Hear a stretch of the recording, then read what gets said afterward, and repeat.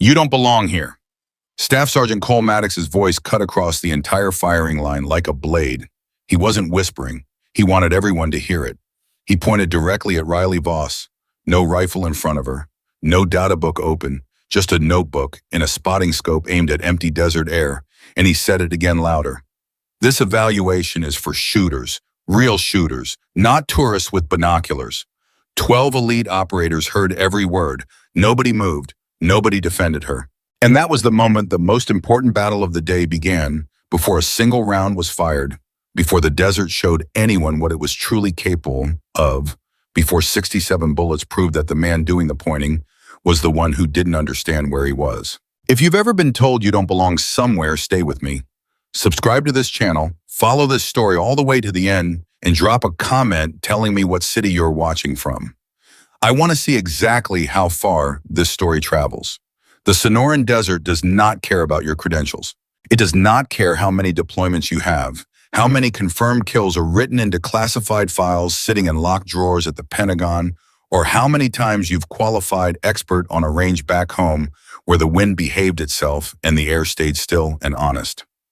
The Sonoran Desert operates by its own rules under its own physics, according to a logic that most men spend their entire careers refusing to learn, because learning it would mean admitting that everything they thought they knew was only a fraction of the truth. On this particular morning, a Thursday in late spring, when the heat was already building before 6 a.m. and the horizon already beginning to shimmer, 13 of the finest precision shooters in the United States military had gathered at a classified extreme long-range evaluation range carved into the desert floor about 40 miles from the nearest paved road. Rangers, Marine Scouts, snipers, special operations marksmen whose records were the kind that made training cadre speak in lowered voices. Men who had made shots that most people would say were impossible under conditions that most people would never survive long enough to attempt. They had been told that they were here for an evaluation. What they had not been told, not in the official briefing packet, not in the mission parameters handed down through the chain of command, was that the evaluation had already been informally declared unwinnable by 3 separate ballistics teams who had reviewed the range data in advance. 4,000 meters. That was the distance. 4,000 meters under open desert sky with thermals rising off the Sonoran floor in unpredictable columns, with wind that shifted direction without warning and without pattern, with mirage conditions so severe that looking downrange through a spotting scope was like trying to read a sentence through a glass of water. The target itself was a standard IPSC silhouette, man-sized, unmoving, positioned at the base of a rocky shelf that created its own micro-weather system as superheated air poured off the stone face and mixed with the cooler air rising from the valley below. 3 of the world's most respected external ballistics experts had reviewed the atmospheric data from the previous 2 weeks of range observation and submitted their assessments. All 3 had said the same thing using different language, but arriving at the same conclusion under these specific conditions: a first-round hit at 4,000 meters was not a realistic expectation. The variables were simply too numerous, too dynamic, and too interdependent for any single shooter relying on standard methodology to account for all of them simultaneously. The official evaluation framework, however, did not include the phrase "not realistic." The official evaluation framework has said attempt the shot, document the results, assess operator performance under extreme conditions, which was why 13 elite snipers were standing on a firing line before sunrise waiting for the order to begin, pretending, with varying degrees of success, that none of them had heard the rumors about what the ballistics teams had concluded. Staff Sergeant Cole Maddox had not just heard the rumors, he had read 2 of the 3 reports himself through back-end channels he would never officially confirm having access to. And what the reports said had not discouraged him, it had made him angry. The specific, focused kind of anger that Cole Maddox turned into fuel. He had been making impossible shots for 11 years. He had been told twice before that a particular engagement was outside the boundaries of reasonable expectation.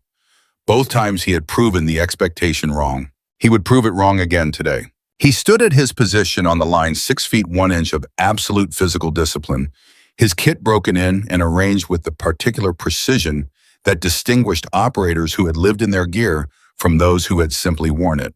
His data book was open on the mat beside him, 3 pages of calculations already filled in before sunrise. Wind holds at multiple distances. atmospheric density corrections, muzzle velocity adjustments for the specific lot number of ammunition he was running. He had done everything right. He had done everything the way 11 years of precision training had taught him to do. And standing 15 feet to his right, completely still, not setting up a rifle, not reviewing a data book, not doing anything that any of the other 12 shooters on the line were doing, was Petty Officer First Class Riley Voss. She was watching the desert. That was it. That was the entirety of her visible activity. She was standing with her spotting scope on a tripod in front of her, but she wasn't looking through it. She was simply watching the middle distance, with her naked eye, her hands loose at her sides, her expression completely unreadable. She had a notebook open on the mat beside her, but she hadn't written in it yet. She was just watching. Watching the way the first light of morning touched the valley floor. Watching the way the air moved above the rock shelf at 1,100 meters. Watching something that nobody else on the line appeared to be able to see. Cole Maddox had noticed her within 30 seconds of arriving at the line. He had also dismissed her within 35 seconds of arriving at the line. He knew who she was, technically speaking. SEAL instructor out of the Naval Special Warfare Center. Precision shooting background, some kind of specialty in environmental observation methodology that had apparently gotten her invited to this evaluation as what the official documentation called a technical observer. Not a participant, an observer. She was here to watch according to the paperwork. She was here to gather data. She was not here to shoot. And Cole Maddox, who had been here to shoot for 11 years, who had built an identity and a reputation in a specific way of understanding himself on the foundation of shooting better than other people could shoot, had looked at Riley Voss standing there watching the desert like she was reading it a bedtime story, and he had felt something stir in his chest that he would not have called what it actually was if you had asked him to name it. He called it professional skepticism. "You know what this range is doing right now?" he said loud enough that several other operators turned to look. He was addressing Riley, but he was also addressing the line, both at once. "It's doing nothing. It's a static problem.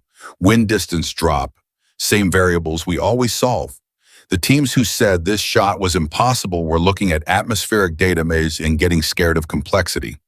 That's what happens when you spend too much time in a lab and not enough time behind a rifle." Riley Voss turned and looked at him. Just looked. She didn't answer immediately.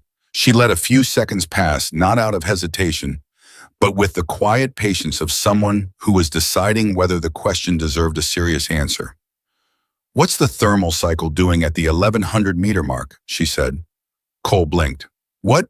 "The shelf, rock face south-facing. Sun's been hitting it for 40 minutes already." "What's the thermal cycle doing? How often is it completing? How long is the discharge pulse?" Cole looked downrange at the rock shelf she was referring to. He looked at it the way he had always looked at a range, as an obstacle to account for a data point to plug into a formula.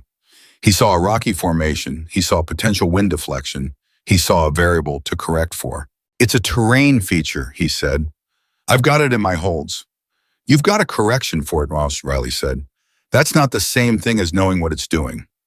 She turned back toward the desert. "I'm not trying to argue with you, Staff Sergeant.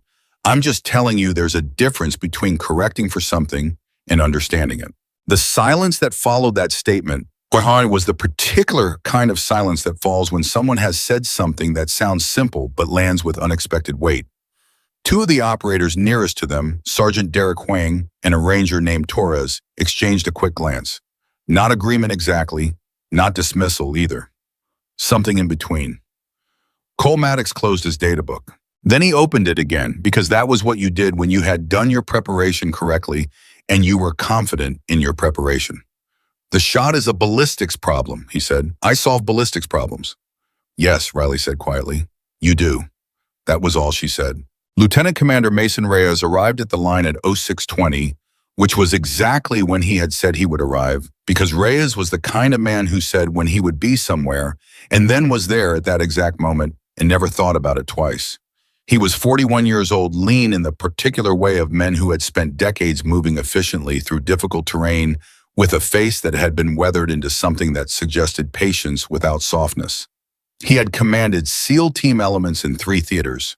He had been awarded 2 Bronze Stars and had refused a third because he felt the circumstances didn't warrant the medal. He had a reputation among the operators under his instruction for being fair, demanding, and almost preternaturally observant, the kind of instructor who could watch someone shoot once and identify the exact mechanical error that a less experienced eye would need 3 hours and a slow-motion camera to find. He walked the line without hurrying, stopped at each position, said something brief and specific to each shooter. When he reached Cole Maddox, he looked at the data book, looked at Cole, and said, "Solid preparation." "Thank you, sir." "Don't let your preparation convince you the problem is solved before it's solved," Reyes said. Then he moved on. When he reached Riley Voss's position, he stopped and stood beside her for a long moment without saying anything. He looked at what she was looking at, the valley, the shimmer already beginning above the desert floor, the way the air moved in slow, invisible rivers over the rock shelf at 1,100 meters. "How long before the first window?" he asked quietly. 43 minutes, she said. "Give or take 2. Reyes nodded slowly. "You see the secondary cycle at the berm?" "Yes, it's shorter, about 6 minutes. It's going to create a problem for anyone who thinks they've got a clean read at distance and doesn't account for the interference pattern." "Will they account for it?" Riley was quiet for a moment. "They'll try to correct for what they see. That's not the same as accounting for what's actually there." Reyes said nothing. He moved on down the line. Cole Maddox, who had been close enough to hear fragments of that exchange, told himself he hadn't heard any of it. The evaluation began at 0700. The first shooter was a Marine Scout sniper named Garrett. 6 years and 3 confirmed long-range engagements in theater, a qualification score that put him in the top 3% of his career field. He settled behind his rifle with the complete physical calm of someone who had been in this position more times than he could count. He read his data. He made his holds. He controlled his breathing with the mechanical precision of a trained organism doing what it had been trained to do. He fired. The round went wide. Not dramatically, not the kind of miss that made people wince. It was a miss of inches at the point of aim, translated across 4,000 meters into something that still cleared the target by what his spotter called at approximately 60 centimeters right. "Wind shifted in the last 3 seconds, Garrett said. "Not as an excuse, as a fact." "Noted," said his spotter. Garrett attempted a second shot. The wind shifted again differently. He missed again, this time by less, which somehow felt worse. He took 4 shots total before Reyes called the position and moved to the next shooter. The second shooter was Torres the Ranger. Torres was younger than Garrett, but had a reputation for cold-bore precision that had made him something of a legend in his battalion. He set up methodically, took his time, fired once. The round landed 112 centimeters low and left. Torres frowned at his spotting data with the expression of a man doing math that refuses to produce the right answer. "Thermal deflection," his spotter said. "Hit the rising column off the berm." "Yeah," Torres said. "Yeah, I see it." He adjusted. He fired again. Closer, much closer, but still a miss. The desert had given him an inch and then taken it back before the round could arrive. One by one, the shooters worked through the line, and one by one they missed. Some missed by centimeters. Sergeant Derek Huang, who was considered by many on the line to be the finest pure technician among them, put 2 rounds within a spread that would have been extraordinary at half the distance. Both still missed. Both missed in ways that demonstrated exactly how much skill he had and exactly how insufficient that skill was against conditions that refused to stay fixed long enough to be solved. The desert was not being cruel. The desert was being what it always was, a dynamic system in constant motion governed by physics that were entirely predictable in theory and entirely uncontrollable in practice. When you were trying to send a piece of copper-jacketed lead through 4,000 meters of it in under 4 seconds. Cole Maddox watched all of it from his position. He watched Garrett miss. He watched Torres miss. He watched Huang miss, and that one landed with particular weight. Because if Huang couldn't hit it, then the problem was real in a way that Cole had been quietly hoping it wasn't. He worked his data book. He updated his calculations. He added corrections based on what he was observing in the other shooters' impacts. He was doing what he had always done, accumulating data, refining the equation, trusting that a precise enough calculation applied with precise enough execution would eventually produce the correct result. He was still doing this when Riley Voss sat down on the mat behind her spotting scope and opened her notebook for the first time. He watched her write something. He couldn't see what it was from his position. She wrote for about 30 seconds, then put the pen down and looked through the scope for about 90 seconds, then wrote again. She was doing this steadily, rhythmically, like she was translating something from one language into another. "What is she writing?" Huang asked quietly, appearing at Cole's shoulder. He had finished his second attempt and was standing back watching the line. "No idea," Cole said. "She's been out here since before us," Huang said. "Before the range officers even. I got here at 5:15 and she was already standing out there." Cole said nothing. "She's been watching the same section of desert for 2 hours," Huang said. "The same 400 meters of air above the shelf, just watching it." "That's not going to help her hit anything at 4,000 meters, Cole said. Huang looked at him with an expression that was careful and neutral and said nothing beyond what it was willing to say. "No," he said, "probably not," and he walked back to his own position. Cole Maddox picked up his rifle. It was his turn. He settled into position with the ease of a man who had done this 10,000 times. His body knew where to go. His cheek found the stock. His eye found the scope. The reticle settled and the world contracted to a circle of magnified desert and the distant, patient shape of the target that nobody had touched yet. He breathed. He read the wind at the muzzle at mid-range and as best he could at distance. The flags on the range were doing something complicated, not consistent enough to call a trend, not random enough to ignore. He split the difference. He made a hold he had confidence in. He applied everything 11 years of precision shooting had taught him to apply. He squeezed the trigger. The rifle fired. The recoil moved through him. He stayed on the scope, watching the trace, watching the impact, and he saw the dirt kick up 8 centimeters right of the target's center. 8 centimeters. At 4,000 meters, that was precision that most shooters would never achieve in their careers. It was also a miss. Completely, technically, absolutely a miss. He fired again. The wind changed between his first and second shots, not dramatically, not in a way that his instruments had predicted, but changed enough. The second round landed 15 centimeters left. He had bracketed the target. He had not hit it. He fired a third time. He was not thinking about Riley Voss. He was thinking about the problem in front of him. The variables, the equation, the solution that was in here somewhere, if he could just find the right combination of corrections. Third shot, 6 centimeters high and right. He had been closer on the first shot than on any subsequent shot, which meant his corrections were compounding rather than converging, which meant the problem was not in his calculations, but in the underlying assumptions that his calculations were built on, and that was a thought that Cole Maddox did not want to follow to its logical conclusion. He sat back from the rifle. He looked at his data book.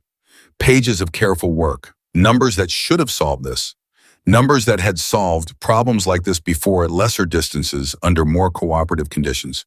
He looked downrange. He looked at Riley Voss, who had not moved from behind her spotting scope, who was still writing in her notebook with the same steady rhythmic calm, who had been watching the same 400 meters of air above the rock shelf for going on 3 hours now. For the first time that day, for the first time in longer than he would have admitted, Cole Maddox felt the particular cold discomfort of a man who suspects he might be wrong about something important. He did not say anything. He opened his data book to a fresh page and started calculating again, because that was what you did when the first solution didn't work. You found a better solution. That was the job. That was who he was. But the thought was there now, quiet and persistent, the way water finds a crack in stone and begins the slow work of widening it. What if the solution wasn't in the calculations? What if the calculation itself was the wrong tool for this particular problem?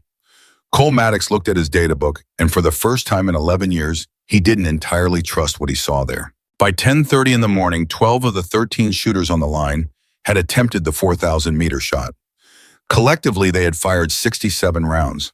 The target had not been touched, not once, not by anyone. The firing line had gone quiet in a way that was different from professional focus. It was the quiet of people who had arrived somewhere they hadn't expected to be, somewhere past confidence, past doubt, somewhere into the territory where very skilled people go when they encounter something that their skill is not sufficient to solve, and they have to decide what to believe about themselves now. Cole Maddox sat with his data book in his lap and looked at 12 pages of calculations and 67 rounds that had not done what any of them were supposed to do. And Riley Voss stood up slowly from behind her spotting scope. She looked at her notebook. She looked at the range. She looked at the sky above the rock shelf at 1,100 meters where the thermal column had been completing its cycle for the last 3 hours, in a pattern that only she had been watching long enough to see. She looked at her watch, then she looked down the line at Lieutenant Commander Reyes. "Sir," she said. Her voice was calm, completely calm, the voice of someone who has done the math and is not afraid of the answer. "I'd like to attempt the shot." The firing line did not react immediately. There was a pause, the kind that happens when something unexpected enters a space where expectations have been firmly established. Then one by one, operators turned to look at her, some with curiosity, some with skepticism. Cole Maddox, who had been staring at his data book, looked up slowly and felt something shift in his chest that he couldn't name and didn't try to. Reyes looked at her for a long moment. His expression gave away nothing. "Position 7, he said. "When you're ready." Cole Maddox watched Riley Voss pick up her rifle and walk to the position. He watched her set up with quiet, unhurried efficiency. He watched her open her notebook one more time and check something she had written. He watched her look at her watch. And then he watched her do something that none of the other 12 shooters had done at any point during the entire morning. She waited. She simply waited, rifle ready, body still breathing, controlled, and waited for something that nobody else on the line could see coming. The desert shimmered. The thermals rose. The wind moved in its complicated shifting patterns above 4,000 meters of superheated air. Riley Voss watched all of it, and she waited for the window. The waiting was the part nobody understood. That was what Cole Maddox could not process as he sat behind his own position and watched Riley Voss do absolutely nothing. She was behind the rifle.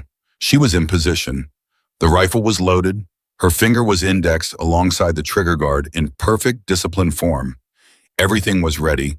Every technical element of the shot was staged and prepared and waiting for execution. And she was just sitting there, waiting. Cole had been watching her for 4 minutes now.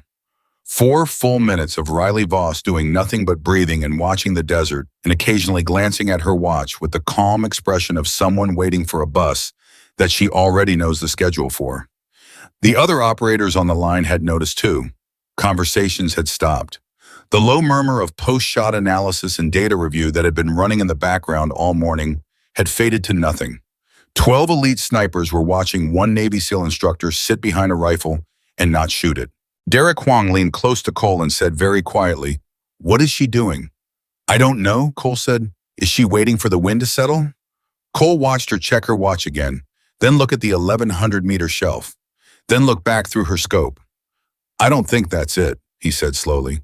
Torres appeared on Cole's other side. He had his arms crossed and his jaw set in the specific way of a man trying to look like he wasn't confused when he absolutely was. "She's been out here since before sunrise," he said. "She hasn't shot once. She's been writing in that notebook for 3 hours. And now she's going to hit a target that 67 rounds from the best shooters in this room couldn't touch." Nobody answered him, because nobody had an answer that felt solid enough to say out loud. Reyes stood behind the line slightly apart from everyone else, his hands loose at his sides, his eyes on Riley Voss.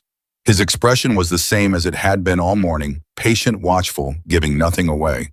But if you look carefully, and Cole Maddox, who had spent years reading the faces of men under pressure, was looking carefully, there was something in the set of Reyes' shoulders that suggested he already knew something the rest of them didn't. 5 minutes became 6, 6 became 7. Cole felt the irritation rising in his chest like heat off asphalt. He understood patience. He had patience. Precision shooting required patience at a level that most people could not sustain. But this was different. This felt like theater. This felt like someone performing the idea of patience rather than actually applying it to a real tactical problem. You didn't solve a 4,000-meter shot by staring at the air above an 1,100-meter shelf for 7 minutes. You solved it with data, with calculation, with the accumulated knowledge of how air and gravity and muzzle velocity interact when precise numbers are applied with precise technique. He was about to say something. He could feel the words forming the particular sharp sentence he was building that would cut through the theater and make the point when Riley Voss moved. Not to fire. She moved her left hand to her notebook. She looked at something written there, then looked at her watch, then looked downrange at the shelf. Her lips moved slightly like she was counting. Cole watched her count, And then he saw something that stopped the sharp sentence dead in his throat before it could get out. The air above the 1,100-meter shelf changed. He couldn't have explained exactly how he saw it. He wasn't even sure he saw it so much as felt the absence of something that had been there all morning.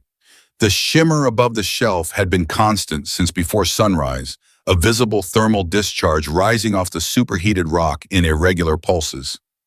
He had cataloged it as a variable and moved past it. Every shooter on the line had cataloged it as a variable and moved past it. But in this moment, the shimmer went still. Not completely still. Not the way air goes still at 4 in the morning when the world holds its breath. But comparatively still, brief, partial, almost imperceptible settling of the thermal column like the desert had exhaled and not yet begun its next inhale. It lasted less than a minute, maybe 40 seconds, maybe less. And in the middle of that window, Riley Voss fired. The sound of the shot was the same as every other shot that had been fired that morning. The sharp, controlled report of a precision rifle, neither dramatic nor understated. Just the physics of propellant and pressure doing what they were designed to do. Cole's eyes went to the target before the echo had finished traveling. He saw the hit. He saw it with his naked eye, a small, violent disturbance in the surface of the target, at center mass exactly where a shooter was supposed to place a round and almost never did at this distance under these conditions. Dead center, 4,000 meters, first round. The firing line went completely, utterly, totally silent. Not the quiet of focus, not the professional silence of people concentrating.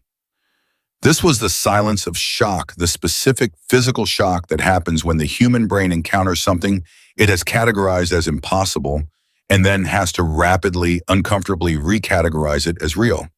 12 men who had each spent years training themselves to remain calm under extraordinary circumstances stood absolutely still on a desert firing line and could not speak. Torres was the first one to make a sound, and the sound he made was not a word. It was a short, involuntary exhale, the kind that escapes before you can catch it. Huang turned and looked at Cole. His face was completely open, stripped of the professional neutrality that experienced operators learn to maintain in all circumstances. He just looked at Cole with an expression that said, "Did you see that?" Cole had seen it. Cole's hands were still. His data book was still in his lap where it had been all morning.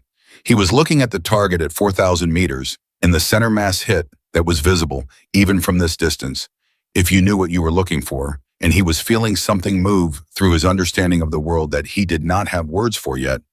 Reyes spoke. "Confirm the hit," he said to the range officer beside him. His voice was level, professional, betrayed nothing. The range officer had his spotting scope on the target. "Confirm center mass hit, sir. Distance 4,000 meters. Nobody on the line moved.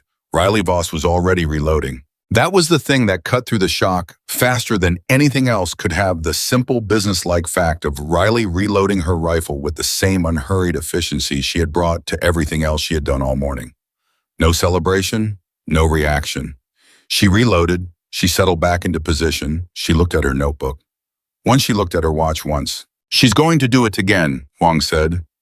He said it very quietly, almost to himself, like a man confirming something he isn't quite ready to believe. Cole didn't answer. He was watching her. He was watching the way she looked at the shelf, the way she tracked something in the air that he still could not fully identify, the way she moved her gaze from the shelf to the target and back, measuring something in the relationship between those 2 points that he had spent 11 years looking at and apparently never actually seen. The silence stretched. The desert shimmered. The operator stood and watched and waited in the specific state of suspended disbelief that descends on people who have just witnessed something their training told them could not happen. 6 minutes passed. Riley checked her watch, looked at the shelf. Her lips moved again, that same quiet count that Cole had noticed before the first shot. And then the air above the shelf did the thing again. That subtle partial settling of the thermal column.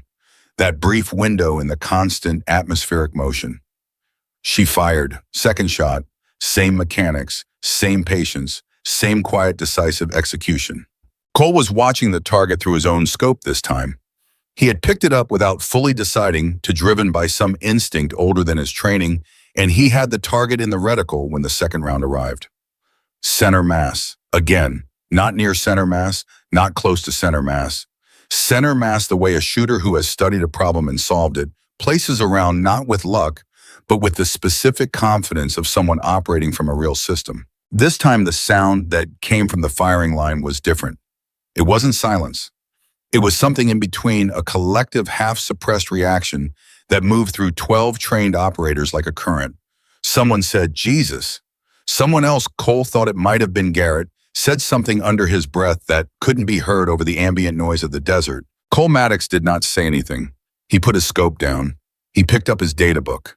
He looked at the 12 pages of calculations he had built before sunrise. He looked at them for a long time. Then he looked at Riley Voss, who had come up from behind her rifle and was making a note in her notebook. "How?" Cole said. He said it before he had decided to say it. He said it the way words come out when the gap between what you believe and what you have just witnessed becomes too large to maintain silence across. Riley looked at him. Her expression was not triumphant.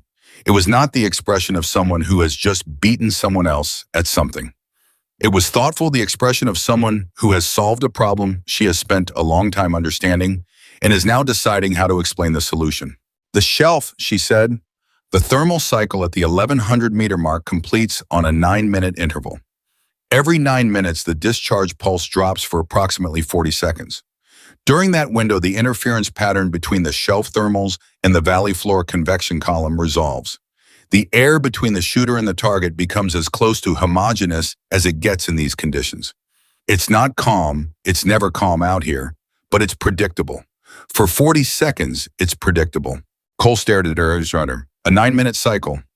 9 minutes, give or take about 30 seconds, depending on where the sun is in the sky. I've been tracking it since before sunrise. 3 hours of observation. By the time the evaluation started, I had the rhythm. "You timed your shots to a thermal cycle," Cole said. "I timed my shots to the one window into the cycle where the variables were manageable," Riley said. "I didn't eliminate the problem. I waited for the moment when the problem was smallest." Huang had moved closer without Cole noticing. He was listening with the focused attention of a man whose entire professional framework has just been asked to expand rapidly. "You knew the cycle before you fired," he said. "I knew it well enough," Riley said. "And the corrections at distance, the wind holds the..." "All of it changes within the window," Riley said. "Not to zero, but to a condition that's narrow enough to work with. When the thermal column at the shelf settles, the drag transition downstream changes with it. The round's path through the air between the berm and the target smooths out. Not perfectly, but enough." She paused. "The shot is still hard. It's still a 4,000-meter shot, but hard and impossible are different things." Cole Maddox sat down on the mat. He was not a man who sat down unexpectedly. He was not a man who allowed his body to express something before his mind had decided to express it. But he sat down on the mat, and he looked at his data book, and he felt the entire architecture of the morning rearrange itself around what Riley had just said. Every missed shot on the line. 67 rounds from 12 operators, including some of the finest precision marksmen in the U.S. military. All of them failing not because their technique was wrong, not because their calculations were off, not because they lacked skill or focus or discipline, failing because they were all solving the same problem, correcting for a dynamic system, when the real solution was to wait for the system to simplify itself and shoot inside the window. They had all been solving the wrong problem. Every single one of them, including Cole. He thought about the moment that morning when he had looked at his data book and felt the first tremor of doubt, the question he hadn't wanted to follow to its conclusion. What if the calculation is the wrong tool? He had pushed it away. He had gone back to the numbers. But Riley had followed that question all the way to the end. She had followed it before sunrise, standing in the desert in the dark, watching air move above a rock shelf while everyone else was still setting up their positions and reviewing their data books. "How long have you been developing this method?" Reyes asked. He had walked up behind them at some point. Cole wasn't sure when. Riley considered the question. "The observation framework has been something I've been building for a few years," she said. "Thermal cycle mapping isn't new. Meteorologists use it. Some wilderness trackers use it. The application to long-range precision shooting, figuring out how to read the cycles fast enough and accurately enough to build a shot window, that's what I've been working on." "What made you start?" Huang asked. Riley was quiet for a moment, a different kind of quiet from her range quiet, more personal. "I had a shot," she said. "Theater. Couldn't take it. Conditions were what they were, and I didn't have a window, and I had to call it. Afterward, I spent a long time asking myself whether I had actually not had a window or whether I had just not known how to find one. She looked downrange. I decided I hadn't known how to find one, so I figured out how. Nobody spoke for a few seconds. Cole was looking at his data book again. He was not reading it this time. He was looking at it the way you look at a map when you realize the map doesn't cover the territory you're actually standing in. The map is accurate. The map is well made. The map represents real expertise and real effort. But the territory has features the map never attempted to capture, and you've been navigating by the map in territory that the map was never designed for. The 9-minute cycle, he said slowly, still looking at the data book. I would have seen that if I'd been observing it. I wasn't observing it. No, Riley said, not unkindly, just accurately. I cataloged the shelf as a variable, assigned it a correction value, moved on. You solved for it the way you solve for all your variables, Riley said.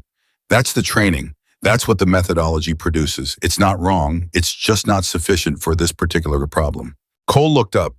What is sufficient for this particular problem? Riley held up her notebook. Time, she said. Observation time. You can't calculate a cycle you haven't watched long enough to measure. Reyes looked at his watch. We have an afternoon evolution scheduled, he said. Full line engagement, same range, same parameters. He looked at each of the operators in turn, the slow, specific look of a commander making a decision. I want everyone on that line to have Riley's method briefed before we start. Full environmental observation protocol.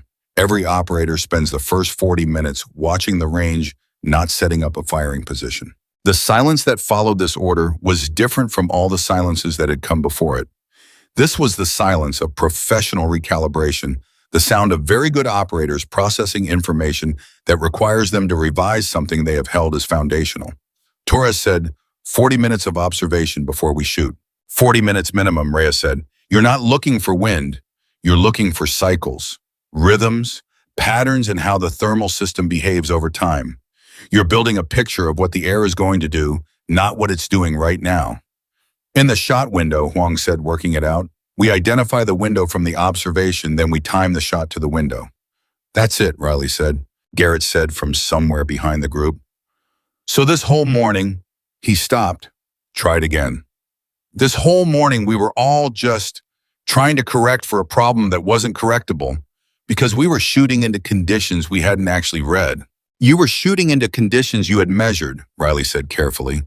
Measurement and reading aren't the same thing. Measurement gives you a number. Reading gives you a system.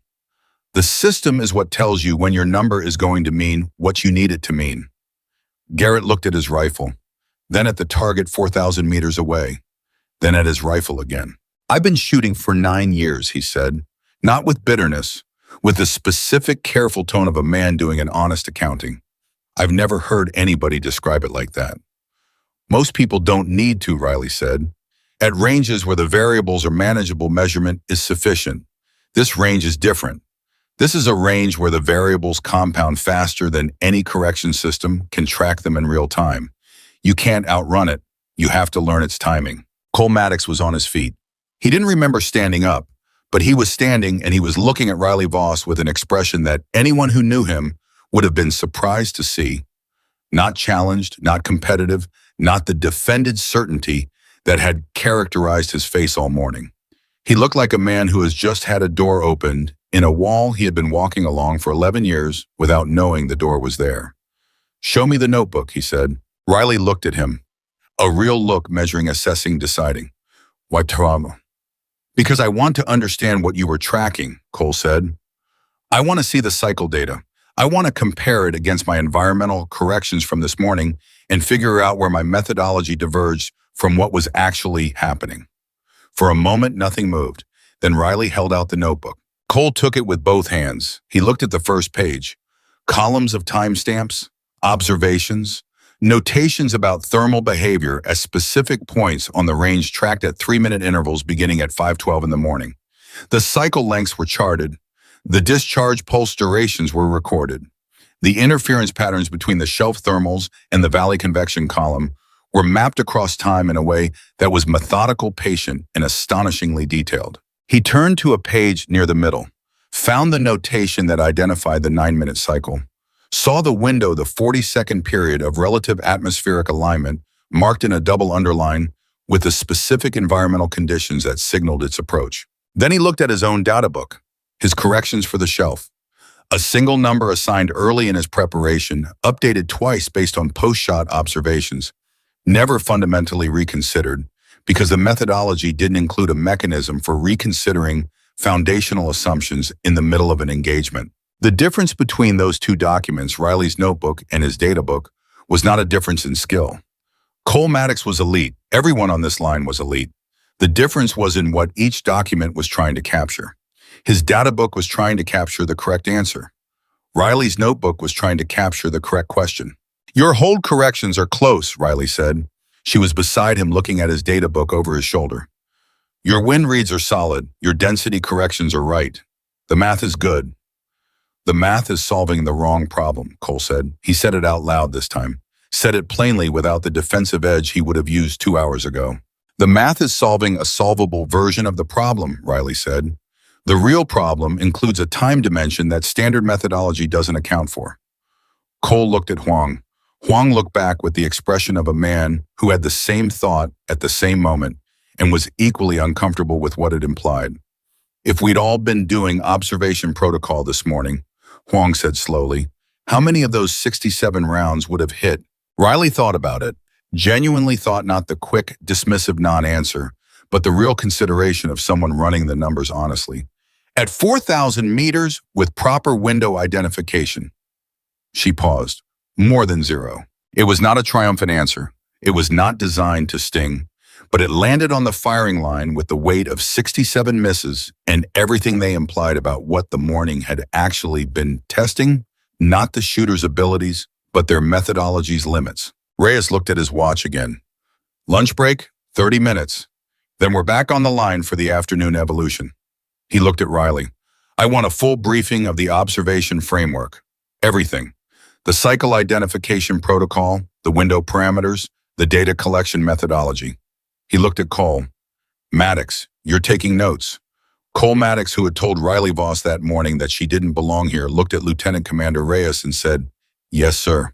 There was no other answer. There was no version of this afternoon where Cole Maddox, who cared more about being right than about anything, except being the best shooter he could be, chose pride over understanding. He had been wrong this morning. He had been confident and prepared and technically precise and fundamentally wrong.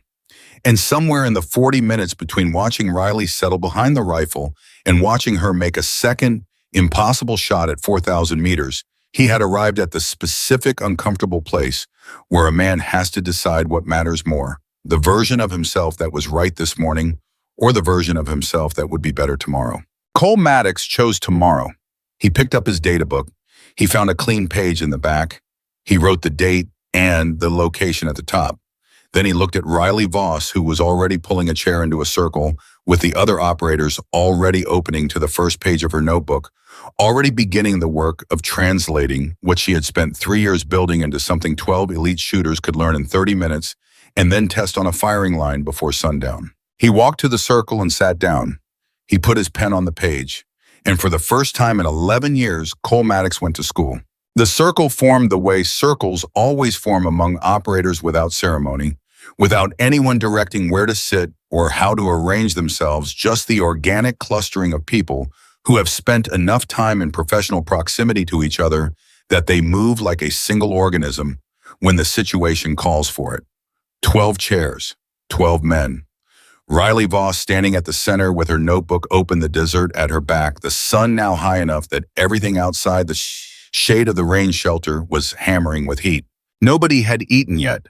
Reyes had said 30 minutes for lunch, but nobody had moved toward the food. They were all looking at Riley like she was holding something they had been looking for without knowing they were looking for it. She looked around the circle once, made eye contact with each face in sequence. Not a power move, not theater, just the practiced habit of a teacher confirming that her students are actually present before she begins. Cole Maddox was in the seat closest to her left. His pen was on the page. His data book was open. His face was the face of a man who had made a decision and was fully inside it now. All the morning's defensiveness burned away by what he had witnessed and what it had cost him to witness it honestly. "I want to start with a question," Riley said. "Not rhetorical. I actually want answers. When you arrived at the line this morning before you set up, before you read your data books, before you did anything, what were you looking for?" Silence for 2 seconds. Then Torres said, "Wind indicators." "Wind direction at the muzzle," Garrett offered. Huang said, "Flag behavior at distance, mirage through the scope." Riley nodded at each answer. "All correct, all standard, all exactly what the methodology says to look for." She paused. "Now tell me, when did you stop looking?" Nobody answered immediately. The question sat in the air between them with an uncomfortable specificity, because the honest answer, the answer they were all arriving at simultaneously, was that they had stopped looking the moment they had enough data to begin calculating. The observation had been in service of the calculation. Once the calculation was running, the observation became secondary. Background, a thing you did in between shots rather than a thing you built your approach on. Cole was writing. He wrote the question down verbatim. "When did you stop looking?" He underlined it twice. "You stopped looking," Riley said, "because the training teaches you that observation is a data collection phase. You observe in order to calculate. Calculation is the goal. Observation is the means." She held up her notebook. "What I'm proposing is that for certain problems, for problems where the variables are moving faster than any calculation can track them, observation is not the means. Observation is the method. The observation never stops. You don't graduate from watching to calculating. You stay in the watching. The shot comes out of the watching." Garrett leaned forward. "But you still made corrections. You still held for wind." "Yes," Riley said. "You still do the technical work. You still know your rifle, your ammunition, your fundamentals. All of that is the floor, but the floor is not the building. Knowing your ballistics gets you into a position where a good shot is possible. Reading the environment tells you when that position is actually true." Cole looked up from his notes. "The 9-minute cycle. Walk me through how you identified it from the beginning." Riley turned to the first page of her notebook. 5:12 this morning, I arrive at the range. The shelf is already absorbing solar radiation. It's south-facing, so it picks up light early. I can see the thermal discharge beginning over the rock face. It's not strong yet, but it's there. She ran her finger down the column of timestamps. I start timing the cycle from first light. The discharge pulse, the moment when the thermal column intensifies and then releases. I mark the peak in the trough of each cycle. First cycle, 9 minutes, 14 seconds. Second, 9 minutes, 6 seconds. Third, 8 minutes, 58 seconds. Huang leaned in. Consistent. Within about 30 seconds across the full 3 hours, Riley confirmed. Once I had 4 complete cycles recorded, I knew the rhythm. Once I had 8, I could predict the next window to within about 15 seconds. She looked at Cole. The 40-second window I mentioned, that's the trough of the cycle. The moment between when the discharge pulse peaks and when the next cycle begins building. During those 40 seconds, the interference pattern downstream simplifies, not eliminates, simplifies. And you saw that in the impact data from our shots, Cole said. It wasn't a question. He was working it out in real time, fitting pieces together. You were watching our misses and correlating them to where we were in the cycle. Riley looked at him with something that was close to respect. Yes, she said. Every shot that was fired this morning, I marked against the cycle position. High cycle shots, shots taken when the thermal discharge was near its peak, all missed high and variable. Low cycle shots, shots taken closer to the trough, were consistently tighter. Still missed because nobody knew to hold their wind corrections differently inside the window, but tighter. The silence that followed was the specific silence of 12 professionals processing information that retrospectively explains a morning's worth of confusion. Cole thought about his own 3 shots, the first one close, the second wider, the third somewhere in between. He tried to remember where in the cycle each one had fallen and realized with a cold clarity that he had no idea on because he had never considered that a cycle existed. What time was my first shot, he asked. Riley checked her notebook without hesitating. 0947. Cole looked at his own data. 0947. He had written the time beside each of his attempts, standard documentation. He found it. Then he looked at Riley's cycle chart. found the position, peak of the discharge pulse. He had fired at the exact worst moment in the cycle when the thermal interference downstream was at its maximum. Of course, he said under his breath. Your second shot, Riley said, already tracking it, was 0953, trough minus 2 minutes. Still outside the window, but closer. It was my tightest miss, Cole said. He remembered. He had been confused by that, why the second shot was closer when he had made more corrections after the first. He thought he had found something in the adjustments. He hadn't found anything. He had accidentally fired closer to the window. And the third. 1001, peak again. The cycle had completed. Cole set his pen down, picked it back up, couldn't decide what to do with his hands. I was firing blind, he said. Technically precise and environmentally blind. You were firing informed, Riley said. You had excellent data about the wrong time window. Torres said, how do we learn to see the cycle faster? In a real operational environment, we're not going to have 3 hours of pre-mission observation time. Sometimes you will, Riley said. Surveillance mission static overwatch. There's often more time than operators use for environmental reading because the methodology doesn't train for it. But you're right that it's not always available. She paused. The answer is pattern recognition over time. The more ranges you observe with this framework, the faster you identify the signatures. Thermal cycle signatures from rock formations like this one are actually fairly consistent in the Sonoran. Once you know what a 9-minute cycle looks like, you can identify a similar cycle in 40 minutes instead of 3 hours. And in environments you've never operated in, Huang pressed, you build the observation protocol into your pre-mission planning. You don't just study the target, you study the air above the target. Thermal maps, historical weather data for the time of day and season. You arrive early enough to observe before you engage. You treat the atmosphere as mission-critical terrain, not as a condition to correct for. Reyes, who had been standing outside the circle, listening without speaking, said, that's the shift. That's the operational shift. Atmosphere as terrain. Riley looked at him. Yes, sir, exactly. In BUD/S, Reyes said, we teach candidates to read water. Current surge patterns, the way the ocean behaves around specific geological features, we teach it as a survival skill. You're saying the same framework applies to air at long range. The same framework applies to any dynamic system, Riley said. Water-air crowd behavior traffic patterns. Any system that moves in cycles can be learned. Any system that can be learned can be worked with. The difficulty is that the training for long-range precision shooting was built in an era when the engagement distances were shorter and the atmospheric variables were more manageable. The methodology hasn't kept pace with the distances. Cole said 4,000 meters was theoretically achievable, but practically impractical for exactly this reason. Right, Riley said. The ballistics are solvable at 4,000 meters. The atmospheric problem is what made it practically impossible. And the atmospheric problem has a solution, but the solution lives outside the current methodology. Garrett said, until today. Nobody responded to that, not because it wasn't true, but because the weight of it was still settling. Something had changed this morning on a desert range in the Sonoran, and everyone in the circle was feeling the size of that change without quite being able to articulate it yet. Reyes looked at his watch, 22 minutes into the break. 8 minutes, he said, then we're back on the line.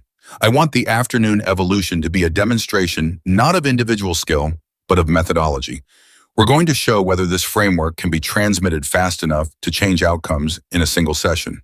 The circle broke. Men stood stretched, finally reached for water bottles and food they had ignored for half an hour. Cole Maddox stayed seated for an extra 30 seconds, looking at the 7 pages of notes he had taken. More notes than he had taken in any single training session in the past 3 years. More notes than he had expected to take today when he arrived at the range at 5:30 this morning, with his data book already prepared and his confidence already assembled. He looked at the question he had written first, the one he had underlined twice. When did you stop looking? He thought he had an answer now, though it wasn't a comfortable one. He had stopped looking the moment he believed his preparation was sufficient. He had stopped looking because the training told him that sufficient preparation meant you were ready to engage, and being ready to engage was the goal. And once you were ready, you acted. The observation had been a step, a necessary step, a trained step, but still just a step, a threshold to cross on the way to the real work. What Riley had shown him was that the observation was the real work. The rifle was the punctuation at the end of a sentence that the observation wrote. He closed his data book, opened it again to the clean pages in the back. He wrote 3 words at the top of the first clean page: atmosphere, as terrain. Then he stood up, picked up his rifle, and walked back toward the firing line. The afternoon evolution began at 13:10. The range looked exactly the same as it had that morning. Same targets, same distance, same shimmering desert air, same rock shelf at 1,100 meters, doing the same thing it had been doing since sunrise. Nothing about the physical setup had changed. Everything about the approach had changed.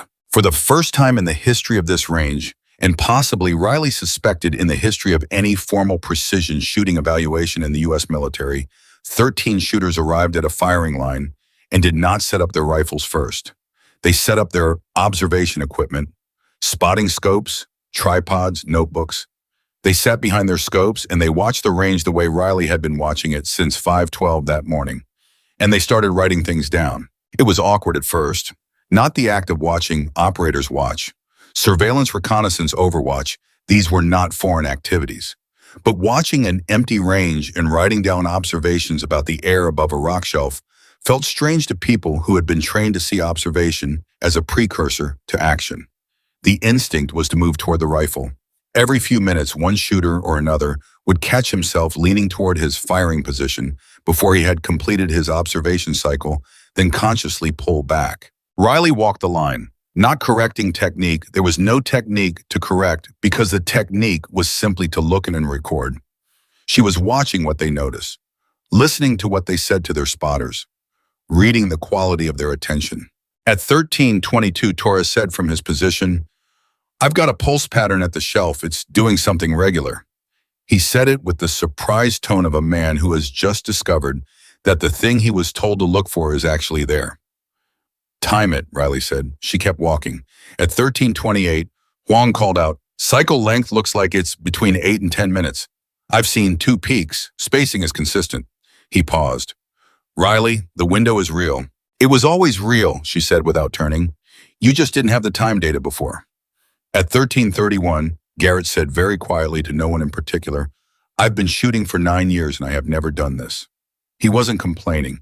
He was stating a fact with the tone of a man recalibrating.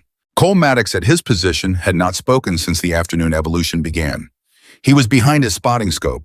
He had been behind his spotting scope since 13:10 without moving. His notebook was open and he was writing in it with a consistency and focus that suggested a man not taking notes, but conducting an investigation, not documenting what he saw, but interrogating it, asking it questions, following the answers into the next question. At 13:37, he said, "The berm, there's a secondary cycle at the berm, shorter about 6 minutes." Riley stopped walking, turned to look at him. "The berm cycle is creating an interference pattern with the shelf cycle," Cole continued. "When the shelf is at trough and the berm is also at trough, those 2 windows overlap for about 12 seconds. He looked up from his scope. He looked at Riley. "That's the real window, not 40 seconds. 12 seconds when both cycles align. Tighter window, but the conditions inside it are better." Absolute silence on the firing line. Every operator had turned to look at Cole. Riley looked at him for a long moment. Then she looked at her own notebook. At the berm data she had collected that morning, data she had not included in the briefing because she hadn't wanted to overwhelm the initial framework. Data that represented 2 additional weeks of observation she had done on this range, remotely reviewing wind and thermal records before she had ever set foot on it today. Cole had found it in 27 minutes of focused observation. "You're right," she said. The 2 words landed on the firing line with the same weight as a rifle shot. 12 seconds, Cole said again, not 40. He looked back through his scope. "The window I've been mapping, the shelf trough alone, that's the wide version. The combined trough is tighter and cleaner." He paused. "I want to try the combined window." Reyes had appeared at Cole's position. He had been moving up the line and had stopped when Cole spoke. He looked at Riley. She looked back at him. "He's correct," she said to Reyes. "I found the berm cycle in week 2 of remote observation. I was going to introduce it as an advanced concept in a later session." She paused. "He found it in 27 minutes. Reyes looked at Cole. Then he looked at Riley with an expression that was the closest thing to surprise that his face was apparently capable of producing. "How far off is your window estimate if the combined trough is the real target?" About 28 seconds, Riley said. The 40-second window I was using includes the last 14 seconds of berm-high interference. The shots I made this morning were in the leading edge of the combined window. They worked because I was in the clean zone, but they weren't optimized. She said the last word with a kind of spare honesty that cost her something. I was working with incomplete data. And he found the rest of it, Reyes said. In 27 minutes of observation, Riley said. Yes. Cole was not looking at either of them. He was looking through his scope at the shelf and the berm and the air between them, watching the two cycles move in their separate rhythms toward their next alignment. He was counting in his head. He had been counting since 1337. Next combined window in approximately 4 minutes, he said. 11 seconds of clean alignment based on the cycles I've observed. Reyes looked at Riley. Riley looked at the range. That tracks with what I have, she said. Maddox, Reyes said. You're up. The firing line, which had been in various states of observation and note-taking, went completely still for the second time that day. 12 operators sat behind scopes or turned in their chairs and watched Cole Maddox move from behind his spotting equipment to behind his rifle with the smooth, quiet economy of a man who has done this 10,000 times and knows exactly what he is doing this time. He settled into position, established his cheek weld, found the target in his scope. He did not immediately run through his standard pre-shot protocol. He looked at the shelf, he looked at the berm, he watched the cycles continuing their independent rhythms moving toward the alignment he had calculated. 3 minutes and 40 seconds. 3 minutes and 40 seconds of the most focused stillness Cole Maddox had ever brought to a firing position. And that was saying something, because Cole Maddox had been bringing focused stillness to firing positions for 11 years. But this was different. This was not the stillness of waiting to shoot. This was the stillness of reading. The stillness of a man fully inside the observation, tracking the system, feeling the rhythm build toward the window, the way a musician feels a measure building toward the beat. Torres, at the adjacent position, was counting softly under his breath. Huang had his spotting scope on the target. Garrett was watching the shelf with naked eyes. At 13:43, Cole said 30 seconds. At 13:44, he said 15. At 13:44, in approximately 30 seconds, the shelf trough and the berm trough aligned for the first time in the afternoon cycle. 12 seconds of clean, simplified atmospheric alignment between the firing line and the target 4,000 meters away. Cole Maddox fired at second 3 of the 12-second window. He was looking through the scope when the round hit. Center mass, the same precise, undeniable center mass hit that Riley had made twice that morning. The firing line erupted. Not in the controlled professional acknowledgement that military operators typically use to mark a success. This was different. This was the involuntary full-volume reaction of 12 people who have just watched something they were not sure was possible happen right in front of them for the third time in one day. Torres was on his feet. Garrett was saying something loudly in a language that was partly English and partly sounds. Huang had both fists on the mat and was leaning forward like he needed the support. Cole Maddox came up from behind his rifle. He looked at Riley Voss. She was already looking at him. Her expression was not the expression of a teacher watching a student succeed. It was something more mutual than that, the expression of two people who have just discovered that the conversation they are having is bigger than either of them expected it to be. 27 minutes, he said. You were already looking for the right things, she said. You just needed the framework to point the observation. I was looking for the wrong things all morning, Cole said, with very high precision. The honesty in that sentence, the complete unguarded honesty, landed differently than anything Cole Maddox had said all day. Garrett heard it and looked at the ground. Torres sat back down slowly. Huang wrote something in his notebook, all of them feeling the echo of the same honesty in their own morning's work. Reyes called the line. All positions, same protocol, environmental observation cycle identification window timing. We have 2 hours of range time remaining. I want every shooter to attempt the shot using the combined window method. He paused. Start your observation clocks now. 11 operators turned back to their spotting scopes. Cole Maddox stood beside his rifle for a moment, just stood there, not moving, looking at the range in the desert and the rock shelf at 1,100 meters going through its cycle with the patient, indifferent consistency it had maintained all day, regardless of what the humans on the firing line were or were not able to see. He thought about the morning, about the data book and the 12 pages of calculations, and the 3 shots and the confidence that had carried him to the line and the confusion that had met him there. He thought about the moment he had pointed at Riley and said she didn't belong here, and he felt the particular heat of that memory. Not shame exactly, but something adjacent. The specific discomfort of having been wrong about something in public in front of people whose respect you care about in a way that the record would not allow you to revise. He reached into his kit and pulled out a fresh notebook, not his data book. A separate blank notebook he carried for range notes that he had not opened in 3 months because he had not thought he needed it. He opened it to the first page. He wrote the date. He wrote the range coordinates. He wrote atmosphere as terrain, the same 3 words he had written in the back of his data book. Then he started a new section below it, and he wrote what the berm cycle looks like at first alignment. And he began to describe it, not in numbers, not in correction values, but in observation.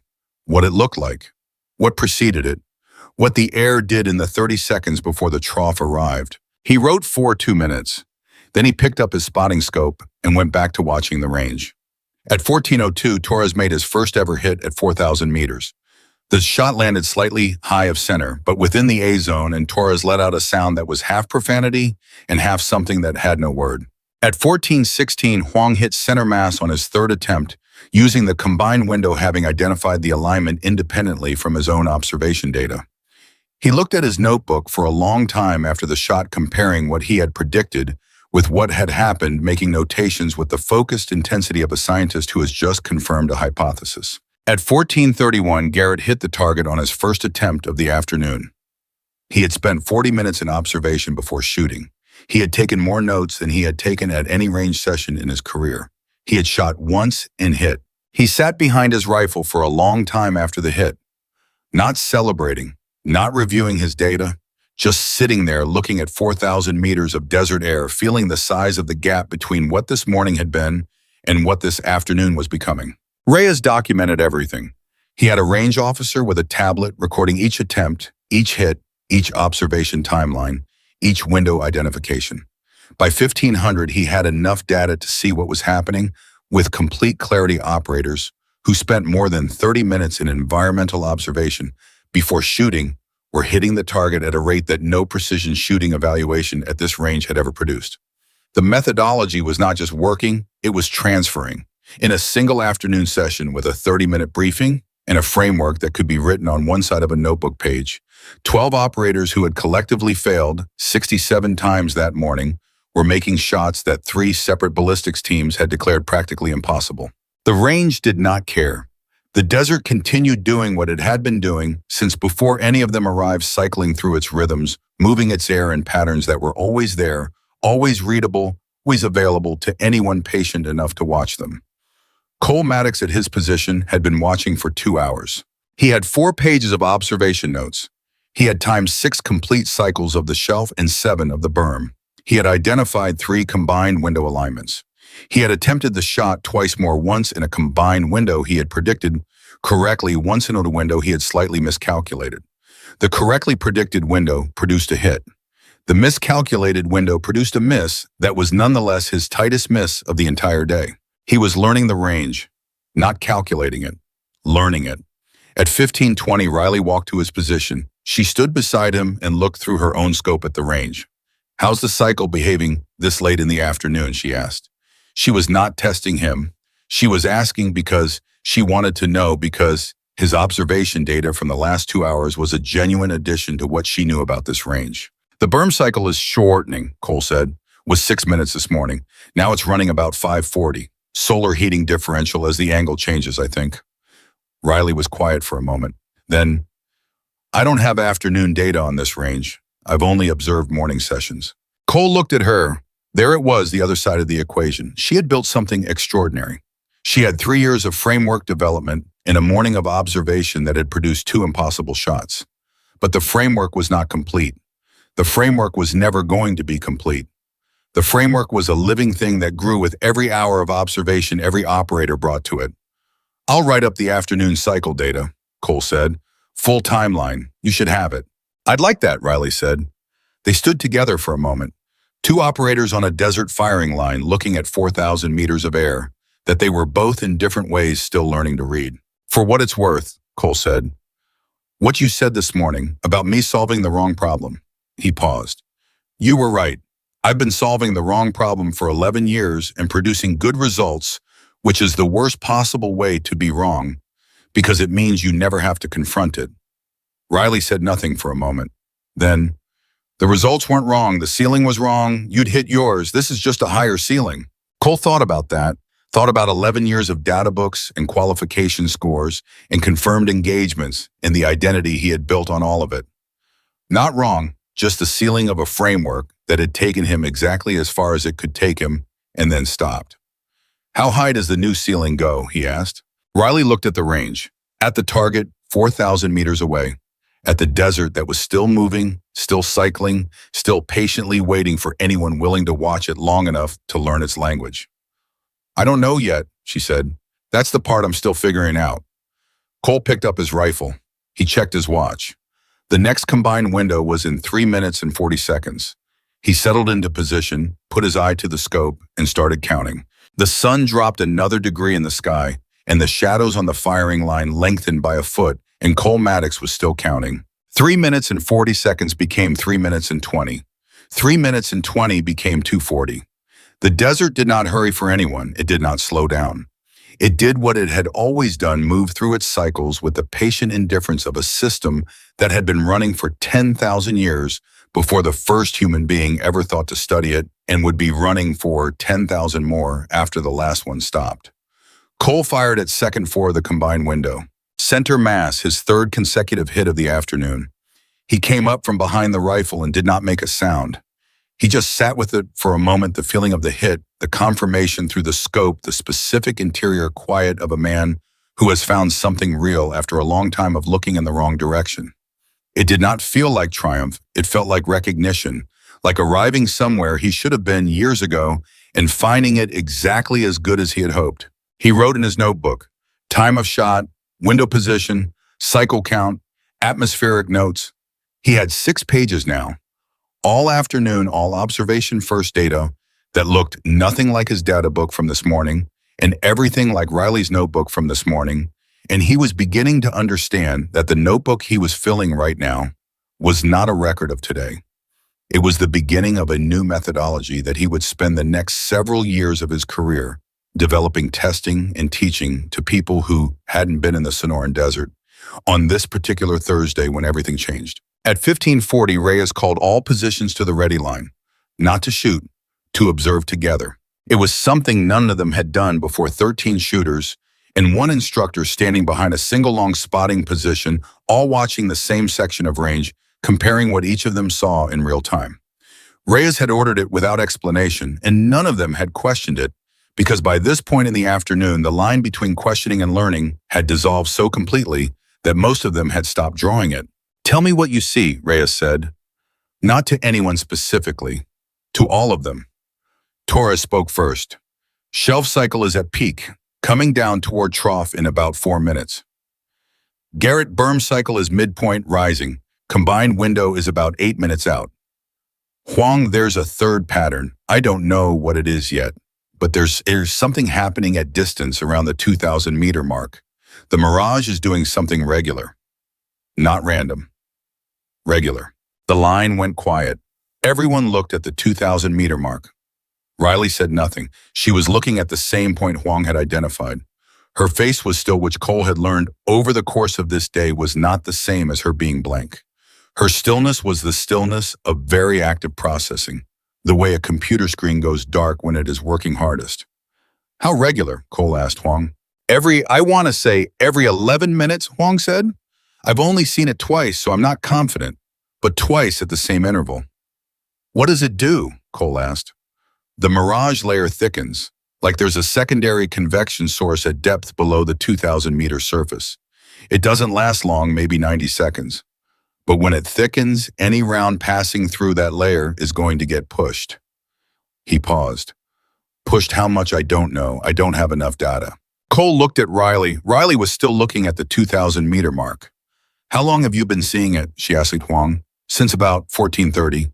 Maybe earlier, and I wasn't tracking it. Riley turned to her notebook. She went back through her morning pages, the dense columns of timestamps and observations, and ran her finger down the margins, where she had made secondary notations about range features other than the shelf. She stopped at a sequence of 3 entries, looked at the times, looked at Huang. I have it at 14:07 and 14:18, she said. 11 minutes. She looked at the 2,000-meter mark again. I wrote it off as ground clutter, variable mirage from surface heating.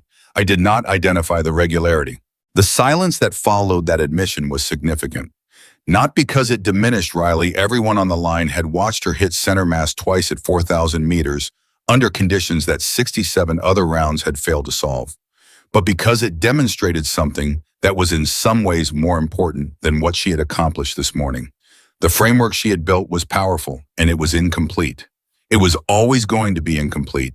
It was going to take every pair of eyes on this line and every hour of observation data they could collectively generate to develop it into something approaching its full potential. So there are 3 cycles, Torres said slowly. The shelf, the berm, and the 2,000-meter convection layer. Potentially, Riley said. I need more data before I call it confirmed. If there are 3 cycles, Garrett said, working it out, and Cole could see the moment the implication arrived because Garrett's face changed the way faces change. When something with real consequences becomes clear, then the window we've been using is wrong.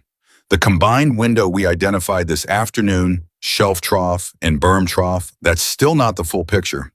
If there's a third interference pattern at 2,000 meters that we're not accounting for, then some of the shots we made this afternoon that we thought were clean window shots were actually passing through a disrupted layer at mid-distance. Yes, Riley said, which means the hits we made this afternoon, some of them were lucky, Garrett said. Not lucky the way this morning was lucky. Lucky in a different way. We were inside the first-order window, but outside the full multi-cycle alignment. Yes, Riley said again. That's exactly right. Cole was writing. He was writing faster than he had written all day, his pen moving in quick, dense lines across the notebook page. Multi-cycle alignment. First-order window versus full alignment window. Third cycle identification protocol. He was not just documenting, he was thinking forward, thinking about what this meant for the next evaluation for the operational application for the training program that was assembling itself in his head with the kind of speed and clarity that he associated with moments when something genuinely important was happening. If we can identify all 3 cycles and map the full alignment window, he said, looking up from the notebook, what does the window look like? Riley did the math out loud. Shelf trough is 40 seconds wide. Berm trough overlaps for 12. If the 2,000-meter cycle adds a third constraint, and if the interval is 11 minutes on a 90-second duration, she paused. The full 3-cycle alignment window might be as short as 3 to 5 seconds. 3 to 5 seconds, Torres repeated, to guarantee a clean atmospheric path all the way to 4,000 meters, Riley said. Yes. That's 1 shot, Cole said. Bourgeois. 1 shot per window, maybe 1 shot per cycle if you're fast enough. 1 very good shot, Riley said. Osh. Placed inside a window you've identified accurately through observation. The shot itself is the easy part at that point. The hard part is knowing when the window is. Reyes had been quiet for the last several minutes. He was looking at the 2,000-meter mark with the same focused attention everyone else was directing at it, but he was also watching the line, watching the dynamic that had built over the course of this day between 12 men who had arrived as the best in their respective disciplines and 1 woman who had arrived knowing something they didn't, and the way those 2 things had been colliding and combining and producing something neither could have built alone. Huang, he said, you identified the 3rd cycle. What do you need to confirm it? Time, Huang said. And a second observer tracking independently. If 2 people see the same interval without comparing notes first, it's real. If I'm the only one tracking it, I might be pattern matching into randomness. Maddox, Reyes said. Cole looked up from his notebook. Second observer, independent track, starting now. Cole looked at the 2,000-meter mark. He looked at his watch. He wrote the time at the top of a fresh page. Then he looked back at the range and did the thing that 2 months ago, 2 hours ago, he would not have known how to do. He cleared everything else from his attention. The data book, the calculations, the 11 years of ballistics methodology. He set all of it aside and he simply watched the air at 2,000 meters with the patient, empty receptiveness of someone who has decided to listen instead of talk. The desert kept moving. The cycles kept running. The afternoon light kept shifting. At 15:58, Cole said, "There." He did not look away from the 2,000-meter mark when he said it. Mirage layer just thickened, 90 seconds maybe. Huang looked at his watch, looked at his notes. 11 minutes and 4 seconds since the last one. Cole wrote the time, the duration, the appearance, the specific visual quality of the thickening mirage which he was now cataloging in the observation language he had been building all afternoon. "It's real," Huang said, not loudly, not with triumph, with the quiet conviction of a scientist who has run the experiment twice and gotten the same result. 3 cycles. 3 cycles, Cole confirmed. The firing line held that information for a moment. 3 atmospheric cycles operating simultaneously over 4,000 meters of desert air, each one creating interference patterns that interacted with the others in ways that made the combined window not 40 seconds wide or 12 seconds wide, but potentially as narrow as 3 to 5 seconds, a window that Riley Voss had been shooting inside this morning without fully knowing it, which explained why her shots had worked and why they had been so close to the edge of the system, even as they confirmed the principle. She had been right about the core truth. She had been working with an incomplete map of the territory, and in the space of one afternoon, the people she had taught were extending her map into regions she hadn't charted yet. Reyes let 30 seconds of silence run. Then he said, "Evening evolution, full 3-cycle protocol, identification mapping window calculation, single shot, every operator, starting at 16:30. He turned to Riley. "Your assessment of the framework as it currently stands." Riley thought about it for a moment. "The framework is sound," she said. "The specific application to this range needed additional development. That development happened today, faster than I expected." She paused. "The 3-cycle identification is a significant advancement on what I came in with." "Maddox found the berm cycle in 27 minutes, Reyes said. "Huang found the 3rd cycle in, 90 minutes of observation?" "About that," Huang said. "So the methodology, once transmitted, produces independent discovery," Reyes said. "Operators applying the observation framework are not just replicating your results. They're extending the framework." "Yes," Riley said. The word was simple, but the weight behind it was not. This was the thing she had hoped for when she built the framework, not that she would be the only person who could use it, but that it would be teachable in a way that produced new capability rather than just replicating existing capability. This was the difference between a skill and a methodology. Skills could be copied, methodologies could be developed. "That's what goes into the official documentation," Reyes said. "Not just the observation protocol, the discovery protocol, the framework for how operators extend it." Cole was still writing. He had stopped tracking the conversation and was writing something longer, not notes, but something closer to a structured description of the 3-cycle system as he currently understood it. He was writing the way people write when they are trying to get something out of their head before it changes shape, before the clarity of the present moment starts to fade into the less precise memory of what it felt like to understand something. At 16:03, Torres said, "Can I try something?" Everyone looked at him.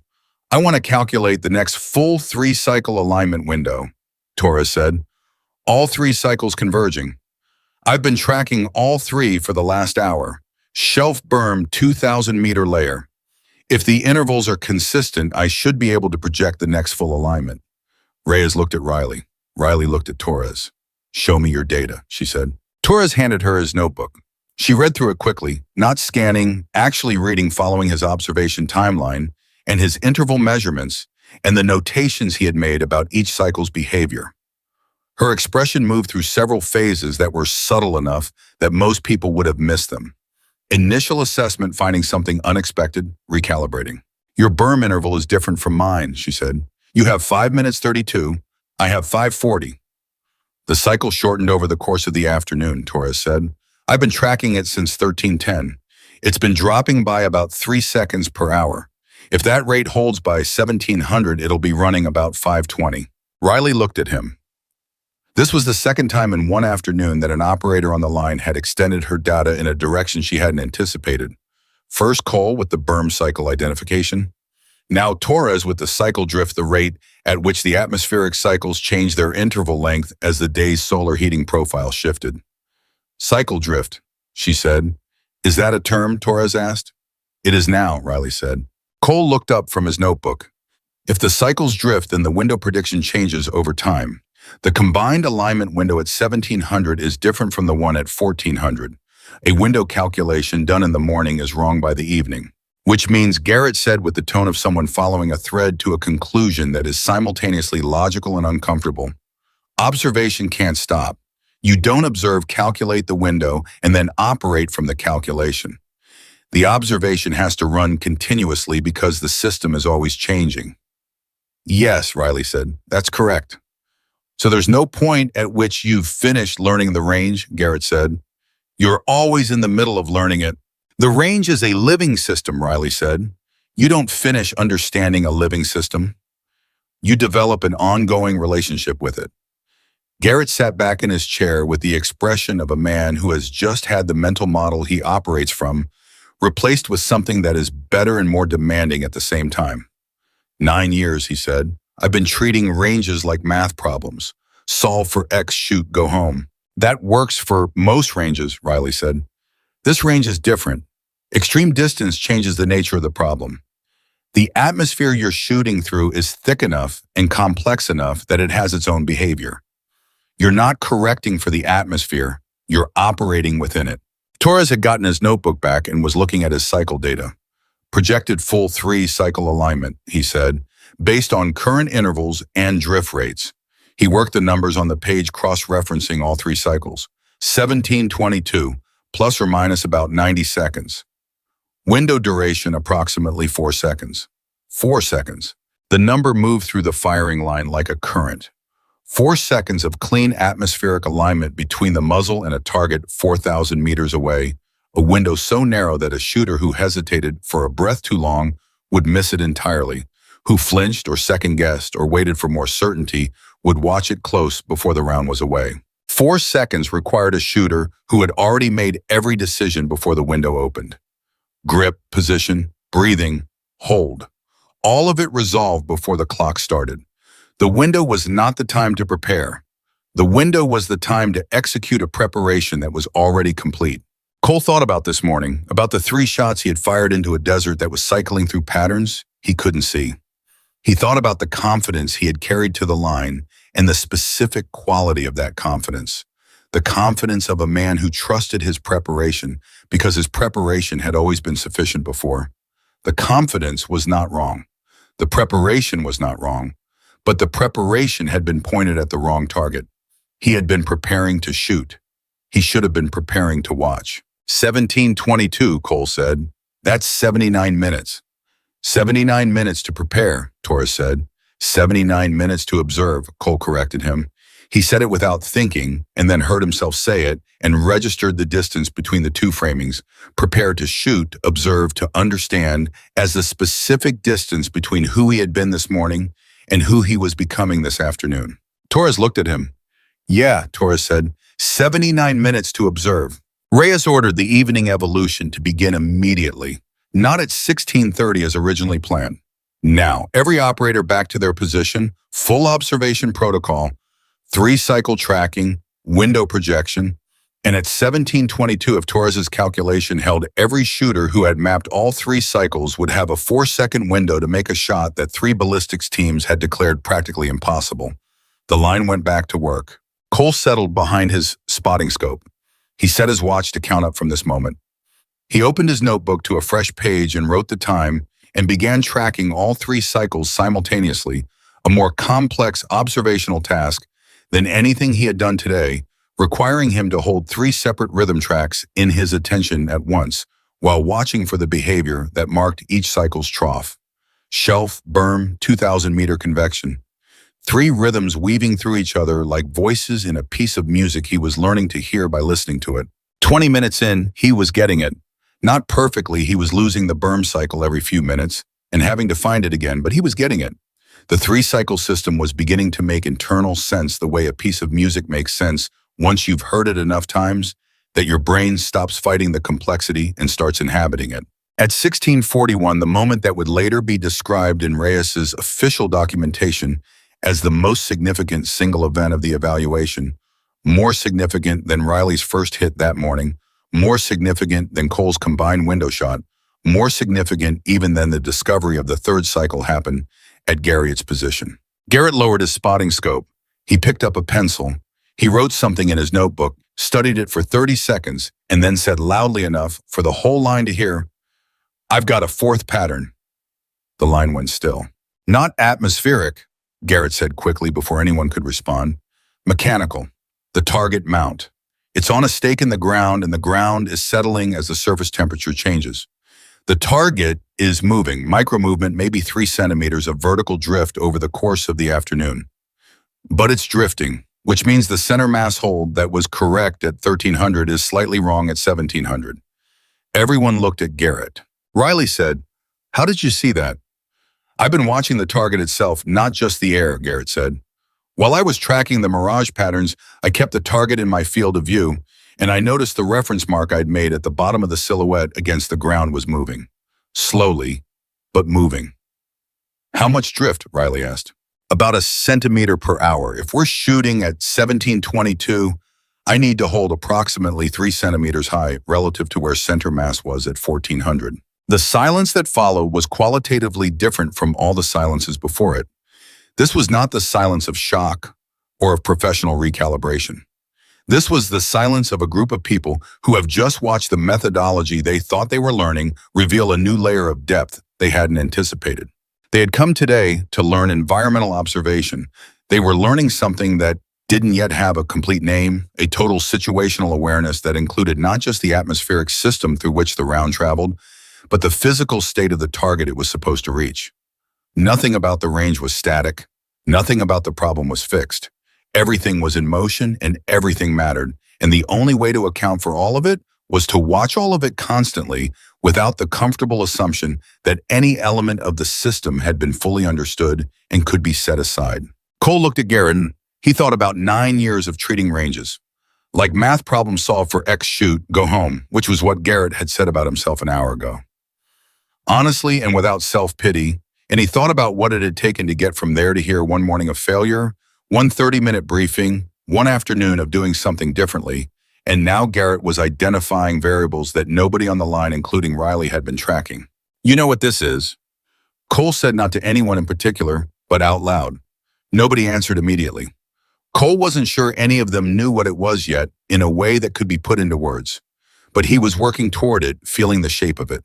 "This is what happens," he said slowly, "when you give a group of elite operators a framework that treats the environment as the primary problem. They don't just apply the framework, they run past it. They find things the framework wasn't built to find." Reyes was looking at him. "The methodology isn't a ceiling," Cole said. "It's a floor. You gave us a floor to stand on." He was looking at Riley when he said it. "We're going to build something on it that goes higher than either of us can see from here." Riley looked at him for a long moment. The desert moved behind them, cycling through its patterns, indifferent and consistent and full of information for anyone patient enough to watch.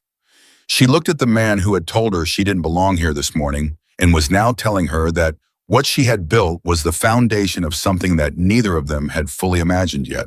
"That's the goal," she said. Her voice was quieter than it had been all day, not subdued, something closer to moved. "That's exactly the goal." Reyes wrote something in his own notebook. He capped his pen.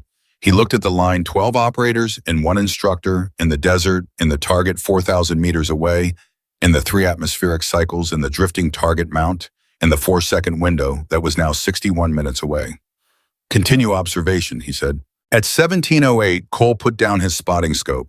He picked up his rifle. He set it on the mat beside him. He did not pick it up to use it. He set it there because there were 14 minutes until the window, and he wanted the rifle within reach when the time came, but the rifle was the last thing he needed to think about right now. He looked at his notebook, at the 3-cycle tracking data he had accumulated over the last 67 minutes, at the window projection he had calculated independently from Torres's and which agreed to within 40 seconds. At the target drift notation he had added after Garrett's observation 3 centimeters high relative to the original hold. Everything that needed to be decided was already decided. The preparation was complete. Not the preparation of a man who trusts his data book because his data book has always been sufficient. The preparation of a man who has spent 67 minutes learning a living system and has arrived finally at the understanding of when and how to move within it. 11 minutes. Cole Maddox sat behind his rifle and watched the desert breathe. At 17:19, Torres said quietly, 3 minutes. The firing line had been building toward this in the way that things build when a group of people share a common understanding of what is approaching. The conversation had dropped away. The note-taking had slowed.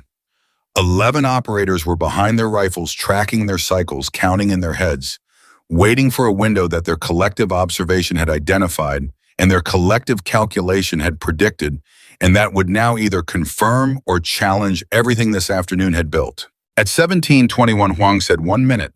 Cole watched the shelf, he watched the berm, he watched the 2,000-meter layer. He watched all three moving toward their convergence, the shelf trough arriving first, the berm trough. 12 seconds behind it, the convection layer dropping into its 90-second calm with a timing that Torres's drift-adjusted calculation said would align with the other two for 4 seconds beginning at 17:22 and approximately 30 seconds. He was not calculating anymore. He was reading. He was inside the system, feeling it, tracking it with the sensory attention of someone who has spent a full day learning a language and has just arrived at the moment when the language begins to feel like thinking rather than translation. 17:22. The shelf trough arrived. Cole could feel it more than see it, the subtle relaxation of the thermal column, the slight shift in the quality of the air. 17:22 and 12 seconds. The berm trough. The combined window opened. 17:22 and 28 seconds. The 2,000-meter layer dropped. 4 seconds of full alignment. The clearest atmospheric path to 4,000 meters that this range had produced all day. Cole fired at second 2. The round traveled 4,000 meters through the cleanest air the Sonoran Desert had offered anyone all day.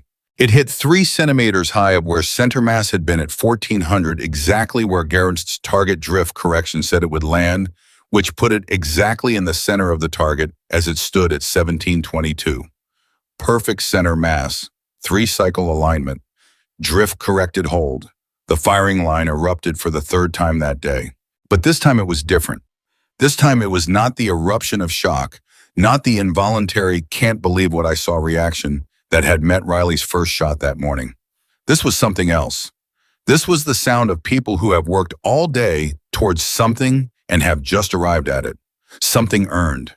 Something built together over 8 hours of failure and questioning and listening and watching and refusing to stop at the edge of what they already knew. Torres was on his feet with both arms up. Huang was talking to himself in rapid technical sentences that no one could follow.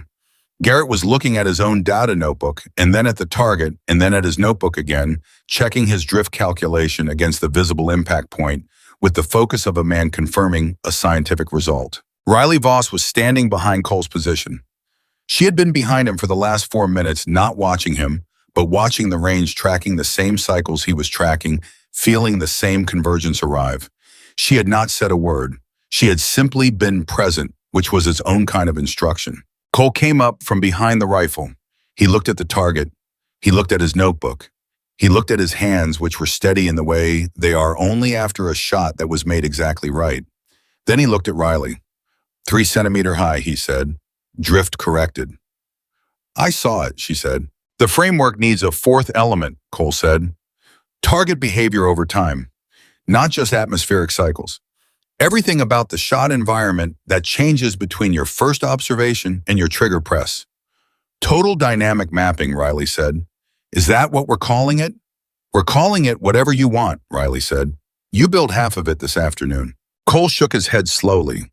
No, I stood on what you built and saw farther. That's different. He picked up his notebook. This is yours. All of it is yours. I just helped find the edges. Reyes was already writing. He had been writing since the shot landed, his pen moving in quick, dense lines across the pages of the official evaluation documentation that would leave this range and travel up a chain of command and eventually reach people who made decisions about how the best shooters in the world were trained. What he was writing was not a summary of what had happened. It was the beginning of something that did not yet have an official name, but that he already understood would change the way the U.S. military approached long-range precision shooting at extreme distances. He wrote for 2 minutes without stopping. Then he looked up at the firing line at 12 operators who had arrived that morning as the best their respective services could produce, and were leaving tonight as something more than that, something that combined what they had been with what they had learned into a capability that the morning version of all of them could not have produced. He wrote one more sentence. Then he capped his pen and called the line. All positions, he said, rifles down, notebooks out. We debrief in 10 minutes. Everything you observed today goes into the record. Every cycle, every drift measurement, every window calculation. This evaluation produced a data set that does not exist anywhere else in the world, and it belongs to the record. Nobody moved toward the food or the water or the vehicles. They all opened their notebooks. They all started writing in the particular focused way of people who understand that what they experience today is worth getting down accurately before the distance of time softens the edges. Cole Maddox opened his notebook to the first page. The first thing he had written. The 3 words he had put down after the briefing. Atmosphere as terrain. Below it, he added 4 words. And everything is always moving. The debrief began at 1740 and nobody sat down. That was the first thing Reyes noticed when he walked to the front of the group. 12 operators standing with their notebooks open, pens ready, still carrying the particular physical energy of people who have not yet fully come down from something significant. They were not relaxed. They were not celebrating. They were present in the specific charged way of people who know the work is not finished and are not pretending otherwise. Reyes looked at them for a moment without speaking. He had run hundreds of debriefs. He knew the difference between a group going through the motions of documentation and a group that understood why the documentation mattered. This group understood. Every face in front of him was the face of someone who had arrived at this range carrying one understanding of their profession and was leaving with another, and they knew it, and they were not taking it lightly. Start with what you got wrong this morning, Reyes said. Not as punishment, as methodology. Not what the conditions did to you, what your approach failed to account for. Be specific. Torres went first. He was direct and unsparing, a shooter who had spent the morning applying corrections to a system he had never actually read, trusting his instruments over his observation, treating the desert as a static problem that moved instead of a dynamic system with its own internal logic. He said all of it plainly, no hedging, no qualification. Garrett followed. 9 years. He said it the same way he had said it on the line, not with bitterness, not with self-pity, but with the honest accounting of a man who has discovered a gap in his professional education that he is now responsible for closing. 9 years of solving ranges like math problems. 9 years of observation as a data collection step rather than a continuous methodology. He named it and moved on. Huang went third and said the thing that nobody else had quite said yet, that the most dangerous kind of wrong is the kind that produces good results, because good results from a flawed methodology build confidence in the flaw. His qualification scores were excellent. His range performance was consistently high. The methodology had taken him a long way. Far enough that he had never needed to question whether it had a ceiling. Far enough that the ceiling, when he hit it this morning, felt like an external problem.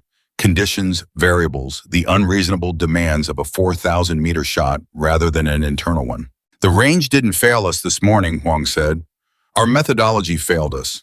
The range just had the honesty to show us. Cole Maddox was the last to speak. He had been listening to each operator with the focused attention of a man who is not just hearing what is said, but measuring it against his own experience of the same events, checking for alignment, noting the places where someone else's account of the morning illuminated something in his own that he hadn't fully seen yet. By the time it was his turn, he had 5 additional notes in his notebook that the debrief itself had generated. I told Petty Officer Voss she didn't belong here, he said. He said it the first thing before anything else because it was the thing that needed to be said first. I said it loud enough for the whole line to hear. I said it because I had 11 years of qualification and she had a spotting scope and a notebook and she wasn't setting up a rifle, and my entire professional framework said that meant she wasn't the real thing. He paused. I was wrong about that. I was wrong in a way that I think matters more than any of the technical things I got wrong this morning, because the technical errors were errors of methodology. That one was an error of judgment about what precision actually looks like. Nobody in the circle made a sound. She was doing the work, Cole said. She was doing more important work than any of us. I couldn't see it because it didn't look like what I thought work was supposed to look like. And that's a problem I'm going to be thinking about for a long time. Reyes let the silence hold for a few seconds. Then he looked at Riley. Your assessment, he said. Riley had her notebook open, but she wasn't looking at it. She was looking at the group, at 12 faces that had changed over the course of this day in ways that were visible if you knew what to look for. Something behind the eyes. The specific quality of attention that develops in people who have recently learned to see something they were previously unable to see. It was unmistakable once you knew it, and Riley knew it because she had felt it herself 3 years ago, standing on a different range after a different failure with the same question she was now answering for 12 other people. The observation framework works, she said. That's confirmed. What today showed me that I didn't expect is that it scales. It's not a solo methodology, it's a collective one. Multiple observers tracking simultaneously develop a more complete picture of the atmospheric system faster than any single observer can. Huang found the third cycle. Garrett found the target drift. Cole found the berm cycle in 27 minutes of focused observation. She paused. I've been developing this framework for 3 years alone. Today showed me that the next phase of development is collaborative. It belongs to a team, not a person. Reyes nodded. That goes into the documentation. The complete methodology as it stands tonight is more advanced than what I walked in with this morning, Riley said, because of what this group added to it. That's the part I want to be honest about. This isn't my framework anymore. Today made it something else. Cole looked at her. He thought about the notebook in her hands, the notebook that had started this whole day that she had been filling since 5:12 that morning, while everyone else was checking their data books and confirming their holds and preparing to solve a problem that their preparation was not designed to solve.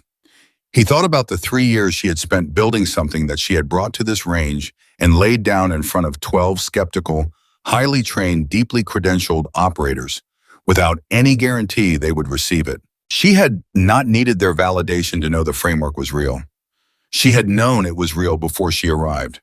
She had made 2 shots at 4,000 meters to demonstrate it, but she had not made those shots to prove something to anyone in the circle. She had made them because the window was there and the preparation was complete, and that was the only reason a shot ever needed to be made. Cole understood that now in a way he hadn't this morning. At 18:10, Reyes closed his notebook for the first time all day. Official evaluation results, he said. This morning, 0 hits from 67 rounds across 12 operators. This afternoon, 11 hits from 23 attempts across 12 operators using the 3-cycle observation framework. 1 hit using the full 3-cycle alignment window with drift correction.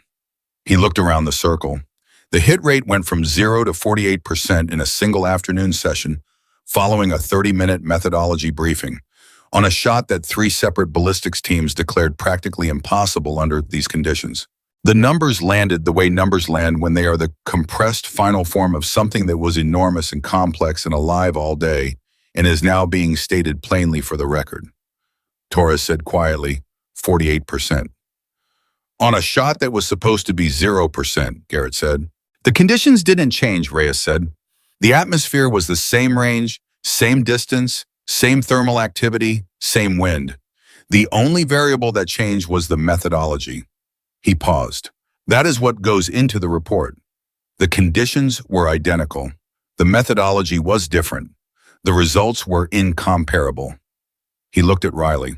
Petty Officer Voss, I'm recommending your observation framework for formal adoption as a supplemental methodology for extreme long-range precision engagement.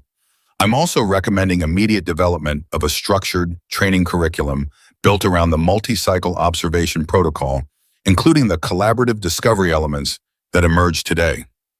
Another pause. I'm recommending Cole Maddox as the lead developer for the curriculum. Cole's head came up. You have the technical background, Reyes said. You have the traditional methodology expertise, and you have today, which means you understand both sides of the gap that the curriculum needs to bridge. You know what it costs to cross from one side to the other because you crossed it this afternoon. He met Cole's eyes directly. That's what the people who need this training are going to need to understand.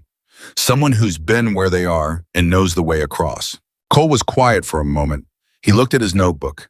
He thought about the data book in his kit, the 12 pages of calculations from this morning, the corrections and holds, and ballistic solutions that had been technically precise and environmentally blind. He thought about the 7 pages of observation notes from the afternoon that had produced results the data book never could have. "I'll need Riley's complete methodology documentation," he said. "You'll have it," Riley said.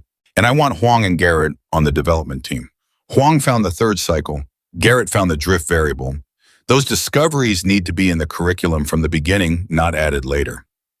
"Agreed," Reyes said. "And Torres," Cole added. He identified cycle drift. "That's fundamental. That's the thing that prevents a static window calculation from becoming a false confidence trap."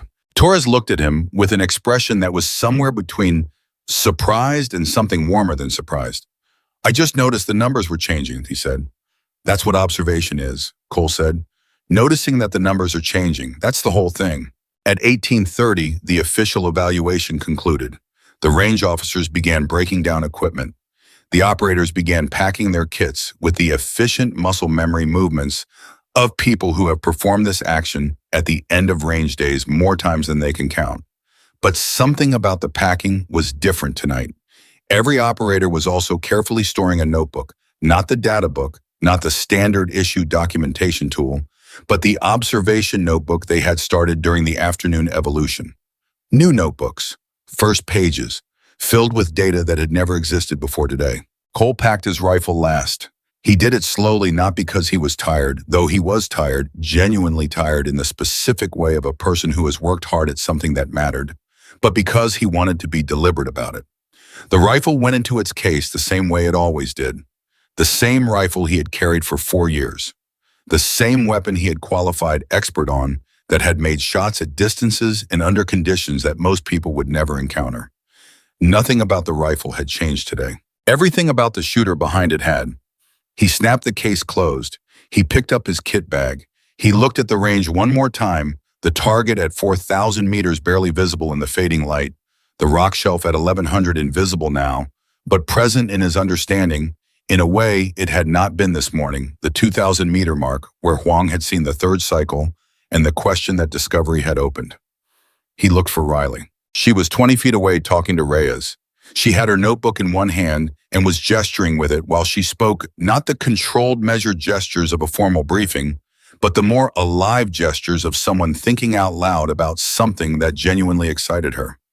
Reyes was listening with the focused attention that Cole had come to recognize as his highest expression of respect for what someone was saying. Cole waited until the conversation reached a natural pause.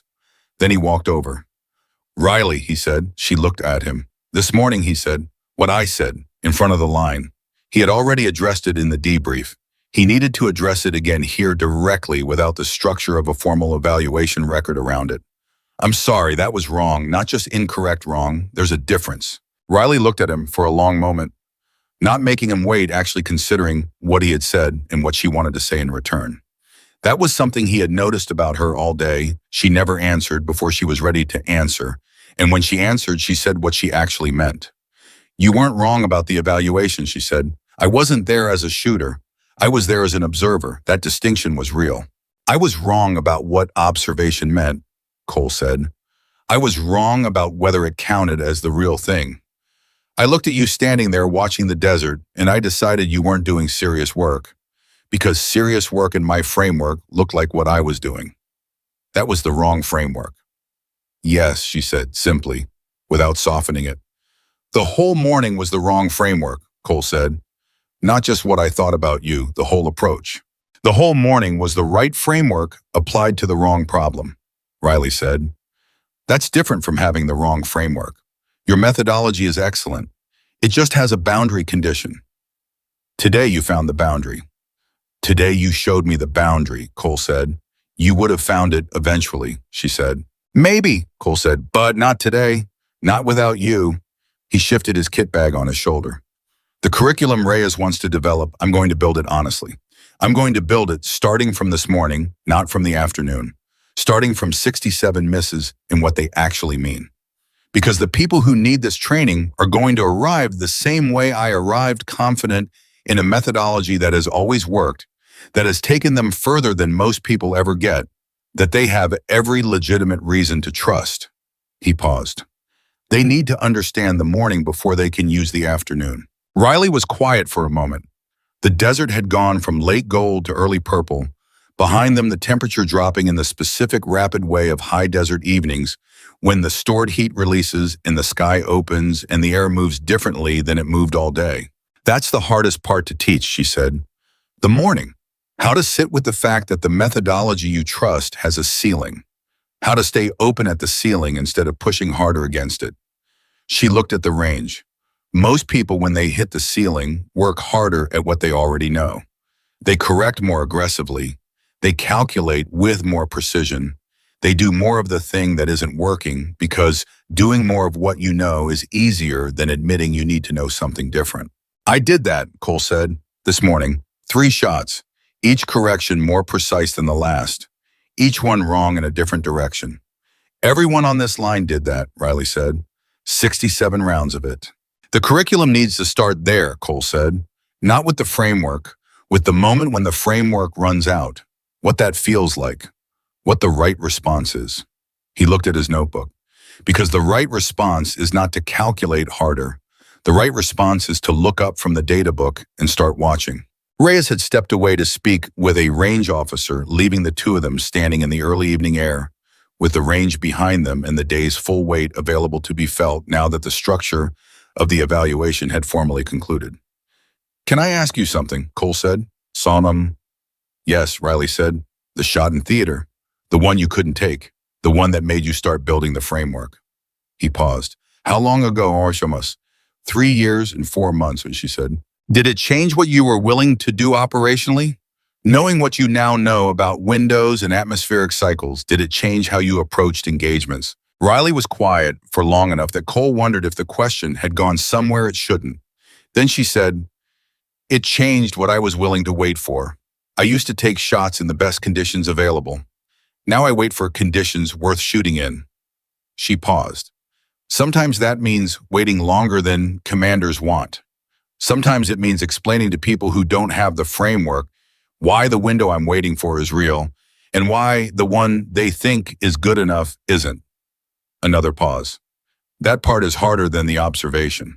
Because the observation is a skill, Cole said, and the other part is trust. Yes, Riley said, exactly that.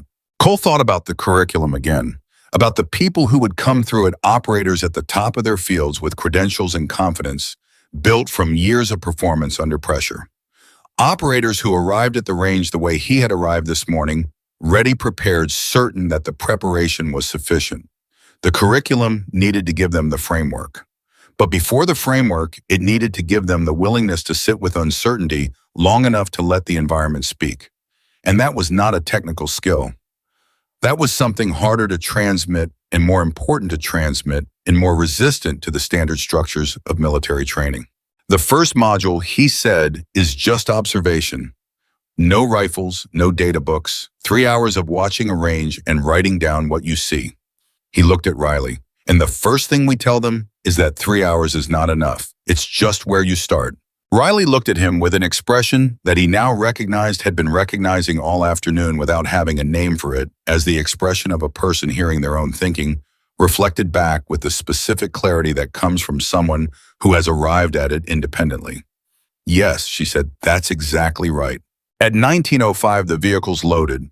The range was empty of people for the first time since before dawn, and the desert went back to being what it had always been, a living system, in constant patient motion, running its cycles, moving its air, doing what it had been doing for millennia without needing anyone to watch it. But it had been watched today.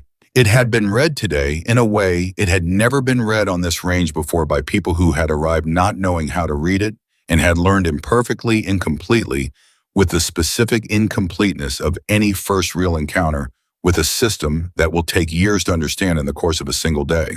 Cole Maddox sat in the back of the second vehicle and looked at the range through the rear window as the convoy moved out. The target was invisible in the dark. The rock shelf at 1,100 meters was invisible. The 2,000-meter mark was invisible. All of it was in the dark, running its cycles without witnesses waiting for the next morning and the next observers and the next questions they would bring to it. He looked at his notebook. At the last thing he had written during the debrief, when Reyes had said the hit rate went from 0 to 48%, in a single afternoon following a 30-minute briefing. He had written the shot was never the hard part. Below it, he had written, "Finding the window is everything." He looked at those two lines for a long time. Then he wrote one more line below them, not a note, not a data point, but the thing he wanted to remember about today, when the distance of time had softened the edges and the emotions, and what was left was the structure of what had been learned. He wrote, "She was right about all of it. And the best thing I did all day was stop arguing and start watching." He capped his pen. He looked out the window at the desert moving past in the dark, the same desert that had been moving past all the vehicles of all the evaluations that had ever been run, out here always doing the same thing, always available to be read by anyone willing to do the reading. The next day, Reyes submitted his official evaluation report. It ran to 47 pages. The executive summary was 3 paragraphs. The third paragraph said the limiting factor in extreme long-range precision engagement under complex atmospheric conditions is not ballistic capability, not equipment, and not operator skill.